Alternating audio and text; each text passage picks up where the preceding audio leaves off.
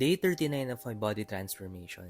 Tinapay lang usually ang breakfast ko. Madali kasi i-prepare. Tapos mabilis lang kainin. Perfect siyang pre-workout meal. Nag-work lang ako saglit, uminom ng vitamins, then umalis na. Back to normal na din ang traffic. Pagdating sa gym, nag-warm up lang ako, then sinimulan ko na yung leg day routine ko. Dati, ayaw ko yung leg day kasi parang ang bigat sa katawan and ang hirap simulan. Pero over time, dahil consistent ko siyang ginagawa, naging routine na siya. Wala nang hesitations kasi kabisado ko na yung flow ng movements. Tapos, unti-unti ko na din nakikita yung improvements. Mas controlled na yung form and mas ramdam ko na kung saan dapat tumama yung bawat galaw. Tanggap ko na din na hindi siya optional kasi kailangan talaga ang lower body development para magkaroon ng malakas at balanse na katawan.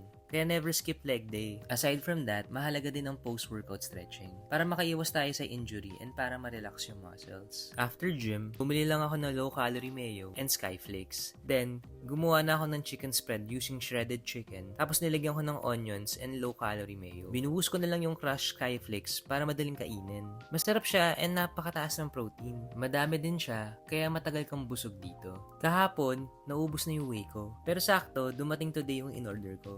Akala ko kakapusin ako sa protein today. Madalas, simple lang talaga ang araw natin. Mostly, routine na, pero panalo pa din. Hindi naman kailangan exciting lagi. Ang mahalaga lang, align sa goals natin, yung ginagawa natin. Yan na muna ngayon, bukas ulit.